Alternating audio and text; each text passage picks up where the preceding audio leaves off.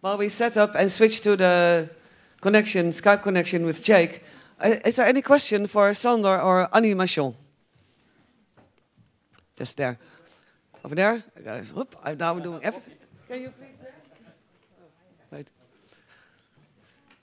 Yes, you go first, yeah. It's to the MI5 lady. Can you stand up, please? Yeah. Can you stand up, yeah.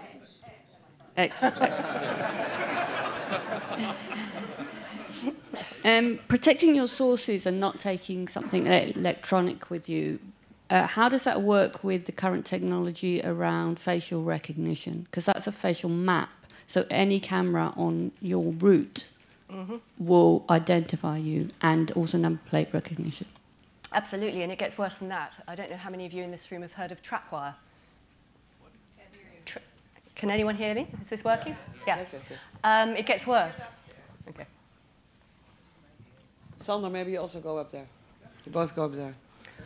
Please go to the chairs, then they can set up with Jake. Thank you very much. That's funny, yeah? I'm sorry. Okay. Oh. Okay. I feel like I've been put in the naughty chair. Yes, it gets worse than just pure facial recognition. How many of you have heard of a program called Trapwire? One or two. This is where all these different programs are now being melded together. So you can get facial recognition, you can get real-time surveillance as you walk around the streets, you get behavioral, predictive algorithms being written about the way you walk or the way you might be standing or loitering in a suspicious manner.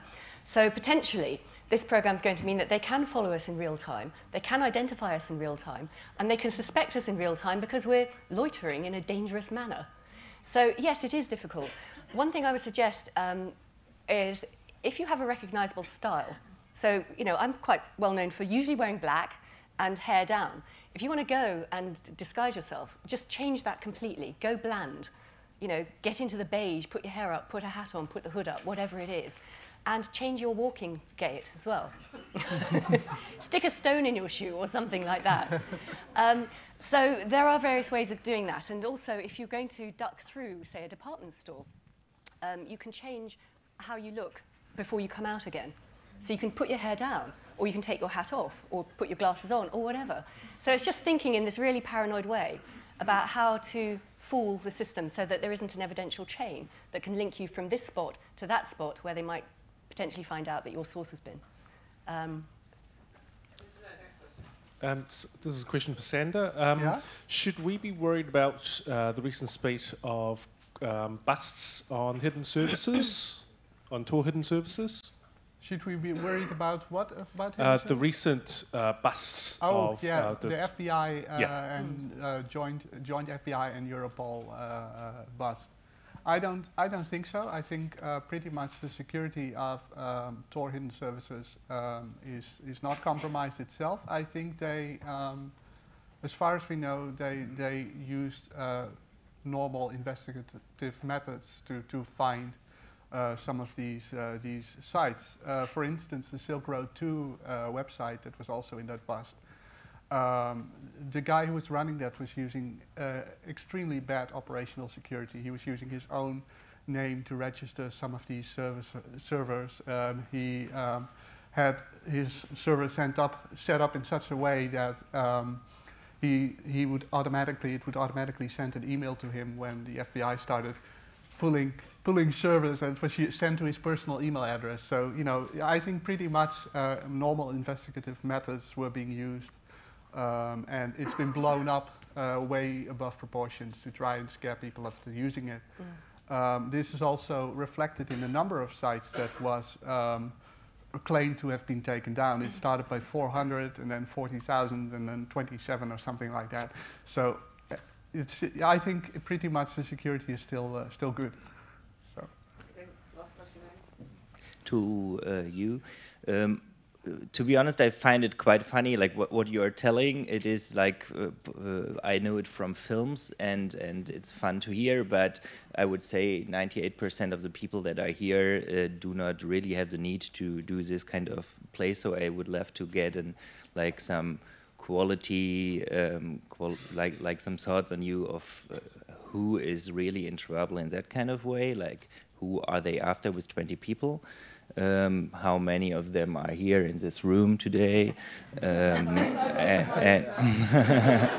No, but like honestly, like, you know, what is like the danger for which kind of journalist?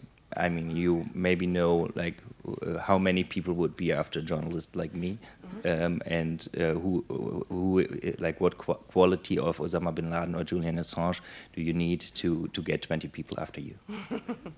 You are from the TATS, right? Yes. It's a very good question. As I mentioned, there is a sort of initial risk assessment that we all need to go through.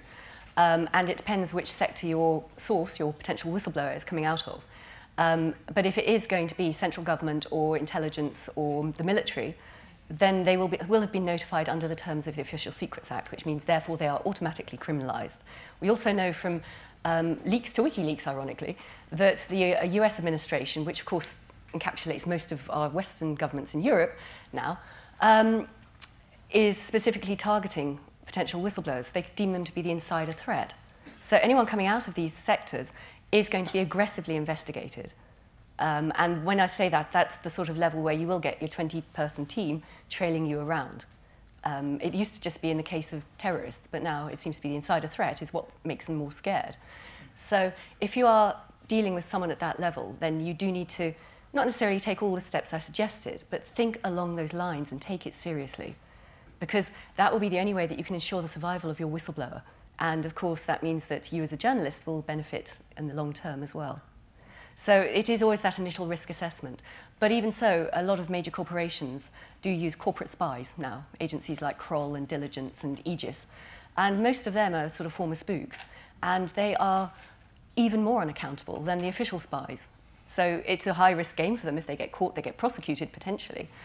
They can't hide behind this sort of notional accountability and national security arguments, but often they won't be, and they will use the same sort of tech to try and get at you, and the same sort of methodology. Thank you very much.